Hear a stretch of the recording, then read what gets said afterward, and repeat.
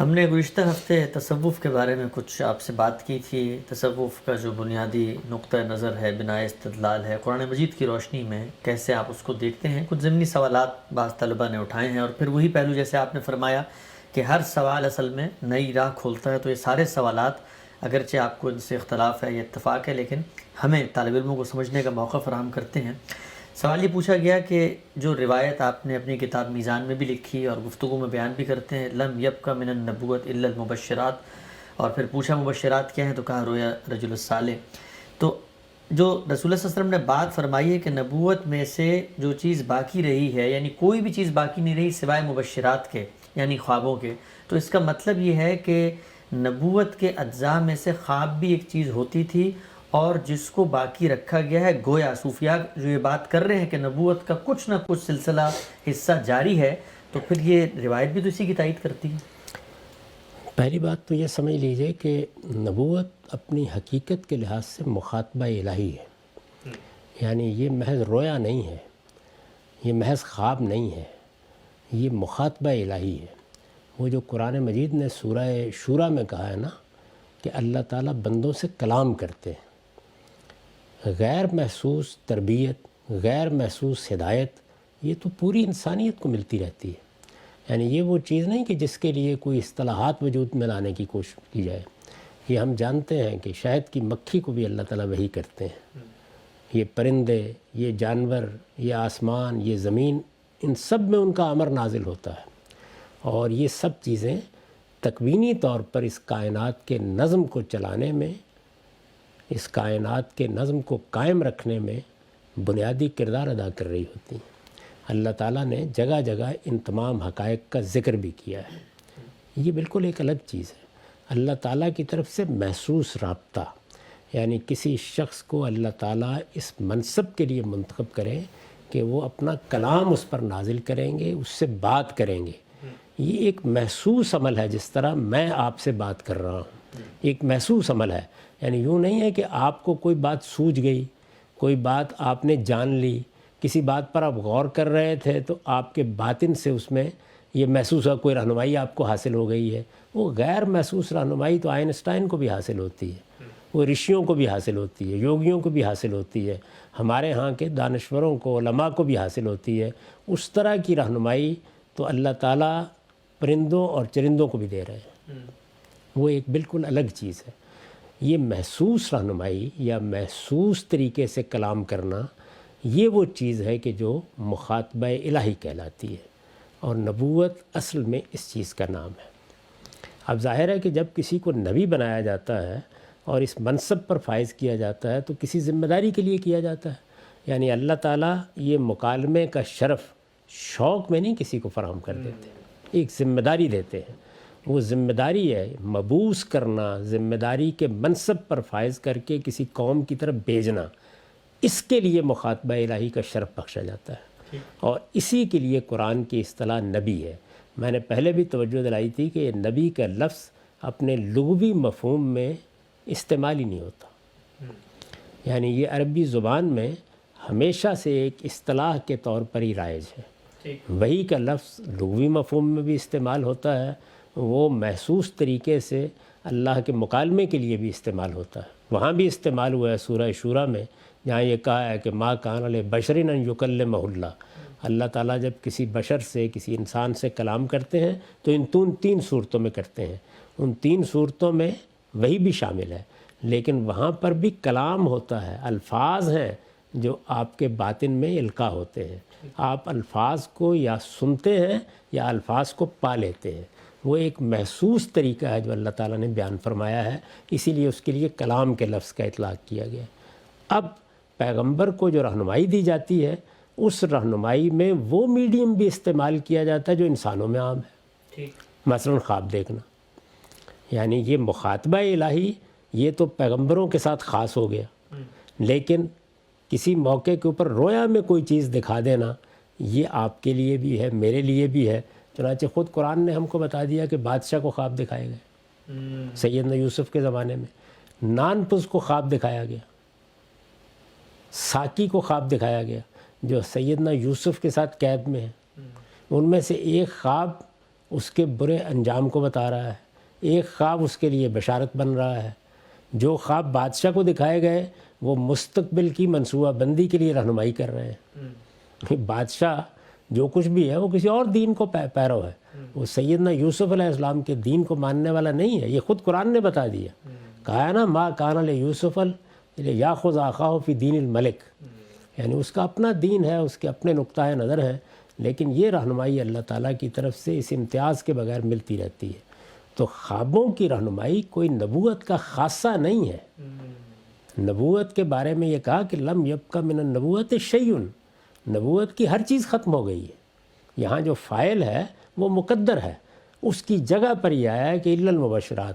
ہاں البتہ یہ جو خواب ہے یوں نہیں ہے کہ اس کا سلسلہ بھی بند ہو رہا ہے، چونکہ رہنمائی کا ایک مشترک ذریعہ عام انسانوں میں اور پیغمبروں میں خواب بھی تھا، تو وضاحت کر دی کہ وہ باقی ہیں، اور باقی بھی کون سے ہیں؟ مبشرات کی نوعیت، یعنی کوئی بشارت دے دی جائے۔ اور رسالت میں آپ صلی اللہ علیہ وسلم سے پوچھا گیا تو آپ نے فرمایا رویا الرجل الصالح۔ تو اس کو بنیاد بنا کر باقی دروازے کیسے کھولے جا سکتے ہیں؟ یعنی پہلی چیز تو یہ ہے کہ یہ نبوت کے لوازم میں سے نہیں ہے، یعنی نبیوں کو یہ چیز بھی حاصل ہوتی ہے، لیکن یوں نہیں ہے کہ اس کا نام نبوت ہے، اور نہ یہ کہ نبیوں کو جو خواب آتا ہے وہ وہی ہی ہوتی ہے۔ تو وہی ہوتی ہے، یہ بھی لازم نہیں ہے۔ یعنی پیغمبروں کے خواب جب اللہ کی طرف سے دکھائے جاتے ہیں تو سچے خواب ہوتے ہیں۔ اللہ تعالیٰ کی طرف سے جو خواب دکھائے گئے، مثلا سیدنا ابراہیم کا خواب ہے، سیدنا یوسف کا خواب ہے، خود رسالت میں آپ صلی اللہ علیہ وسلم کے بہت سے رویا بیان ہوئے۔ تو یہ جتنے بھی خواب اللہ تعالیٰ کی طرف سے دکھائے جاتے ہیں وہ بالحق ہوتے ہیں، کفل صبح ہوتے ہیں۔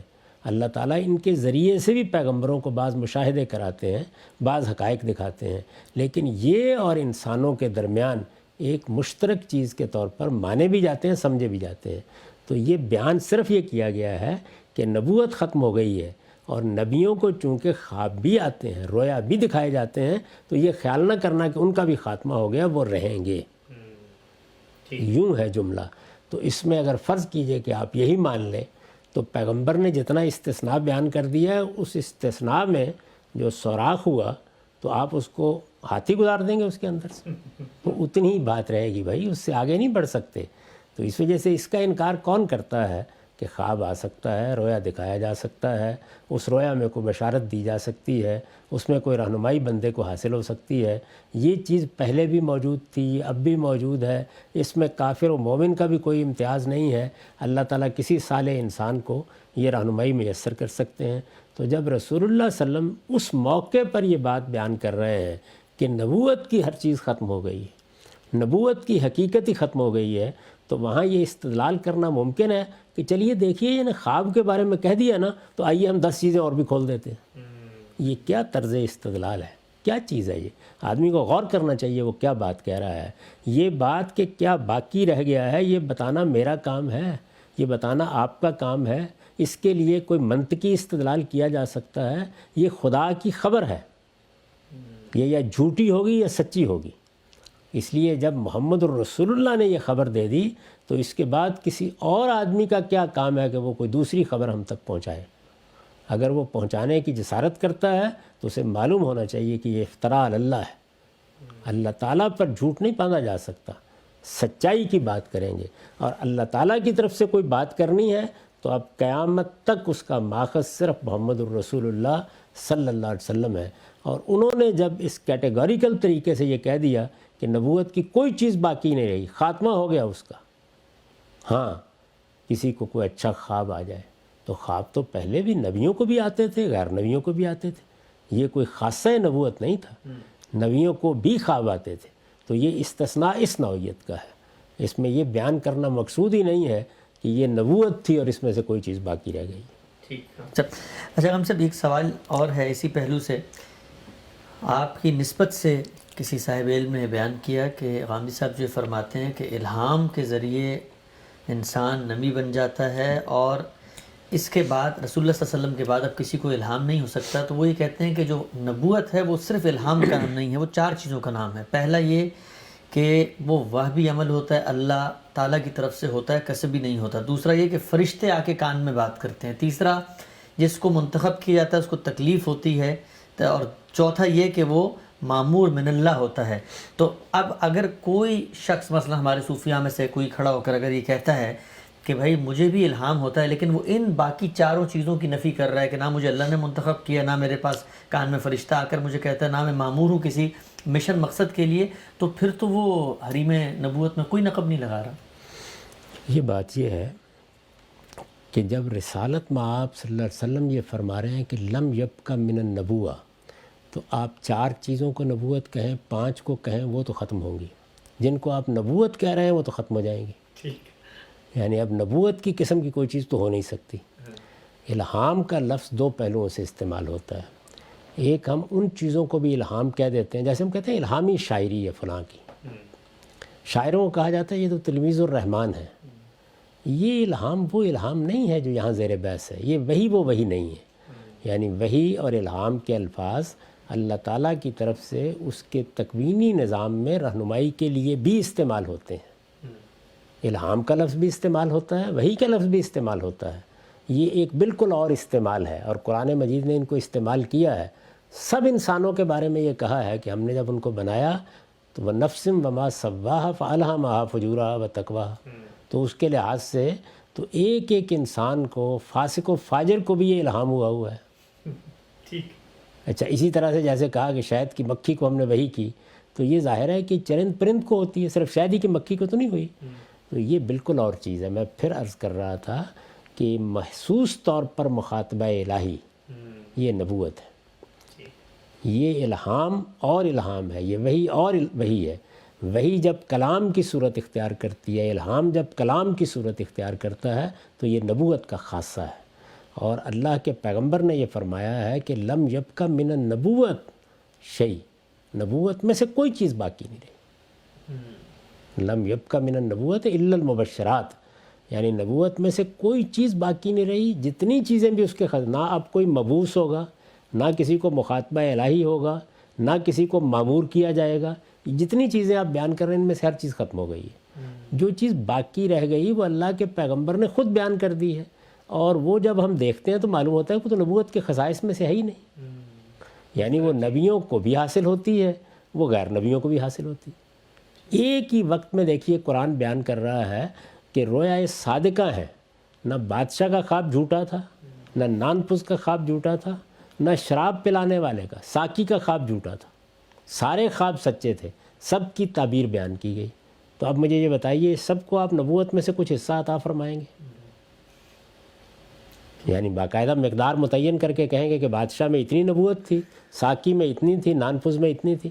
یہ نبوت کی چیز ہی نہیں ہے. نبوت مخاطبہ الہی ہے، نفی اس کی جا رہی ہے. اس کا دروازہ رسالت میں آپ صلی اللہ علیہ وسلم نے فرمایا بند ہو گیا. اور میں یہ عرض کر رہا ہوں کہ اس سے پہلے بھی، رسول اللہ سے پہلے بھی، وہ دروازہ کن کے لیے کھلا تھا؟ کیا نبیوں کے سوا بھی کسی کے لیے کھلا تھا؟ نبیوں ہی کے لیے کھلا تھا. یعنی لفظ نبوت کا اطلاق ان خصائص پر کیا جا رہا ہے جو نبیوں کے لیے ہے. اور وہ خصائص کیا ہیں؟ ان میں سب سے پہلی چیز مخاطبہ الہی ہے، دوسری چیز ان کا معمور ہونا ہے اور اللہ کی طرف سے معمور ہونا، اور تیسرے وہ مشن ہے جس کو وہ لے کر آتے ہیں. یہ ساری چیزیں جتنی ہیں وہ بالکل متعین ہے. یہ جو ہمارے ہاں تشریح غیر تشریح نبی کی بات کی جاتی ہے، تو یہ بھی بالکل ایک ایسی بات ہے کہ جس کی کوئی حقیقت نہیں ہے. یعنی جب کسی کو نبوت کا منصب ملتا ہے، بلکہ رسالت کا منصب، ضروری نہیں کہ اس کو شریعت بھی دی جائے. پچھلی شریعت کا پیرو. یعنی حضرت مسیح علیہ السلام ایک جلیل القدر پیغمبر ہیں، اللہ کے نبی نہیں، اللہ کے رسول ہیں. اپنی قوم کے لیے عدالت بن کے آئے ہیں. ان کو قیامت کی نشانی قرار دیا گیا ہے، اس لیے کہ ان کی دینونت قیامت تک رہے گی. بہت غیر معمولی شخصیت، لیکن حضرت موسیٰ کی شریعت کے پیرو ہیں. تو یہ در حقیقت کچھ چیزیں نہیں ہیں. اصل چیز یہ ہے کہ آپ اللہ کی کتاب سے اللہ کے بارے میں چلیں گے کوئی بات کہنے کے لیے، یا اپنا کوئی فلسفہ بنائیں گے. تو اللہ کی کتاب کو سامنے رکھ کر بتائیے کہ کیا چیز پہلے تھی اور کیا چیز اب باقی ہے. ذرا بتائیے کیا چیز ہے. یعنی اللہ تعالیٰ نے ہمیشہ اپنی دعوت کے لیے، اپنے پیغام کے لیے، اپنی ہدایت کے لیے خیار الناس کا انتخاب کیا. جن کا اللہ انتخاب کرتے ہیں وہ کہتے ہیں ان کو نبی کہا ہے میں نے. یہ انتخاب محبت ربانی ہوتی ہے، یعنی اللہ کی عنایت سے انتخاب ہوتا ہے، نہ کسی چلے کے نتیجے میں ہوتا ہے، نہ کسی ریاضت کے نتیجے میں ہوتا ہے. یہ اللہ کی طرف سے راہ چلتے ہو جاتا ہے. شبانی سے کلیم ہی 2 قدم ہے. ایسا ہی ہوتا ہے. یعنی اللہ تعالیٰ پکڑتے ہیں اور پکڑ کر کہتے ہیں کہ یہ ذمہ داری تم کو دے دی گئی ہے. تو یہ انتخاب جب ہوتا ہے تو پہلی چیز کیا حاصل ہوتی ہے پیغمبر کو؟ براہ راست مخاطبہ الہی، اور اس کی صورتیں بیان کر دی ہیں قرآن مجید نے. یعنی جو سورہ شورى میں بیان کیا ہے کہ اللہ تعالیٰ 3 صورتیں اختیار کرتے ہیں. براہ راست بات کریں گے، پردے کے پیچھے سے آواز آئے گی. یہ سیدنا موسیٰ علیہ السلام کے ساتھ ہوا. انہوں نے جھاڑی کے اندر سے یعنی حجاب کے اندر سے ایک آواز سنی، بات ہوئی، باقاعدہ مکالمہ ہوا. یہ مخاطبہ الہی ہے. تو پیغمبری کی ابتدا یہاں سے ہو گئی. دوسری صورت کیا ہے کہ اللہ اپنا فرشتہ بھیج دیتے ہیں اور وہ کوئی چیز وحی کرتا ہے، یعنی وہ دل میں الفاظ ڈالتا ہے. وہ بھی اللہ کا کلام ہے جس کو لے کے آتا ہے. قرآن مجید پورا کا پورا اسی طرح سے رسالت میں آپ صلی اللہ علیہ وسلم پر آیا ہے. اور یہ بھی ہوتا ہے کہ براہ راست اللہ تعالیٰ وحی کریں، یعنی وہاں کلام یا آواز آپ کے یہ ظاہری کان نہیں سن رہے ہوتے لیکن باطنی کان سن رہے ہوتے ہیں، تو وہ بھی کلام ہی ہوتا ہے. تینوں صورتوں میں کلام ہے، باقاعدہ بات ہے، باللفظ ایک بات کہی جاتی ہے. اس لیے کہ ہم انسان لفظوں ہی میں چیزوں کو سنتے ہیں، تو یہ باللفظ کہی جاتی ہے لیکن طریقے مختلف اختیار کر لیے جاتے ہیں. اس کو نبوت کہتے ہیں. یہ ختم ہو گئی. اب محسوس رابطے کا خاتمہ ہو گیا. جو چیز باقی رہ گئی، یا تو بات ہی اتنی ہوتی نا، جو چیز باقی رہ گئی اس کو حضور نے بیان کر دیا. اس واضح، اس بالکل تصریح کے ساتھ کہی ہوئی بات میں آپ کیا تعویل کرنا چاہتے ہیں وہ بتا دیجیے، اور کیوں کرنا چاہتے ہیں. اور جب آپ کہتے ہیں کہ اور بھی کچھ باقی ہے تو نص پیش کیجئے. کہاں سے بات کریں گے؟ اگر نص نہیں ہے، آپ اپنا کوئی فلسفہ بیان کر رہے ہیں، کوئی قیاس کر رہے ہیں، تو آپ در حقیقت اللہ تعالیٰ کے بارے میں ایک ایسی بات منسوب کر رہے ہیں جس کے لیے آپ کے پاس کوئی دلیل نہیں. اللہ تعالیٰ نے یہ فرمایا ہے کہ ایسی بات تم اللہ کے بارے میں نہیں کہہ سکتے. بڑے گناہوں میں اس کو قرار دیا ہے کہ من تقولوا علی اللہ ما لا تعلمون. اللہ تعالیٰ کے بارے میں کوئی بات کہنا، اللہ کی طرف سے کوئی بات کہنا، اور آپ کے پاس اس کے لیے استدلال صراحت کے ساتھ موجود نہیں ہے. صراحت کے ساتھ کہاں کہا ہے اللہ تعالیٰ نے کہ میں نے فلاں چیز باقی رکھی ہوئی ہے اور میرا مخاطبت اب بھی حاصل ہو جائے گی، اور نبوت نام کی کوئی چیز اقتصابی طور پر بھی لوگوں کو مل جایا کرتی ہے. یہ سب چیزیں قرآن مجید میں کہاں کہی گئی ہیں؟ کسی حدیث میں کہی گئی ہیں؟ ذرا بتا دیجیے. ایک حدیث کا آپ نے ذکر کیا تو ایک اور میں حدیث پیش کر دیتا ہوں جو بالعموم ضمن میں پیش کی جاتی ہے. کہا گیا ہے کہ رسول اللہ صلی اللہ علیہ وسلم سے منسوب بات ہے العلماء ورثۃ الانبیاء. تو علماء جو ہیں وہ انبیاء کے وارث ہیں. تو اب انبیاء کیا ہوتے ہیں؟ ان کو مخاطبہ ہوتا ہے تو پھر ان کو علم حاصل ہوتا ہے. تو وراثت میں کیا چیز علماء کر رہے ہوتے ہیں؟ وہ علم پھیلا رہے ہوتے ہیں. تو گویا انبیاء کی نبوت کا جو خاصہ تھا گویا علم، اسی کی وراثت اگر علماء کو ملی ہے تو اس کا مطلب نبوت کا ایک حصہ تو پھر علماء کو مل گیا. یعنی اللہ تعالیٰ کے پیغمبر جو علم اپنے پیچھے چھوڑ کے جاتے ہیں اس کو پہنچانے کا کام کون کرتے ہیں؟ لفظ ورثہ پر غور کیجئے کیا چیز ہے. یعنی میں نے کمایا، میں نے محنت کی، میرے پاس کچھ مال آیا، یہ میں نے اپنے بیٹے کو دیا. اسی کو ترکہ اور ورثہ کہتے ہیں نا. تو علماء اصل میں اس علم کے وارث ہیں. وہ علم کہاں ہے؟ وہ قرآن مجید میں ہے. وہ علم کہاں ہے؟ وہ سنت میں ہے. وہ علم کہاں ہے؟ وہ علم پیغمبر صلی اللہ علیہ وسلم کی نسبت سے بیان کی گئی روایات میں ہے. یہ پیغمبر کا علم ہے. تو علماء ہی اس کو لوگوں تک پہنچانے کا کام کرتے ہیں. یہ ذمہ داری خود اللہ تعالیٰ نے دی ہے. سورہ توبہ میں یہ فرمایا ہے کہ اللہ کچھ لوگوں کو توفیق دے کہ وہ اپنے گھروں سے نکلیں لیتفقہوا فی الدین. یہ ورثہ ہے، تفقہ فی الدین. یعنی یہ نہیں کہا گیا کہ وہ گھروں سے نکلیں، چلا کریں، ریاضت کریں، ان کے اوپر بھی وہ علم نازل ہونا شروع ہو جائے گا جو پیغمبروں کو دیا گیا تھا. یہ کہا گیا کہ جو دین پیغمبر لے کے آئے ہیں اس میں بصیرت پیدا کریں، اس میں بصیرت پیدا کر کے اس کو سمجھ کر دوسرے لوگوں تک پہنچائیں. لِيُنذِرُوا قَوْمَهُمْ إِذَا رَجَعُوا إِلَيْهِمْ. تو پیغمبر کے بعد علماء نے کیا کرنا ہے ان کا کام بھی قرآن نے بیان کر دیا ہے، اور علماء بنتے کیسے ہیں اس کو بھی قرآن نے بیان کر دیا ہے، اور ان کی ذمہ داری کیا ہے اس کو بھی قرآن نے بیان کر دیا ہے. میرا اصرار ہی یہی ہے کہ آپ کو جو کچھ کہنا ہے دین کے معاملے میں آپ بتائیے کہ وہ بات اللہ کی کتاب میں کہاں بیان ہوئی ہے.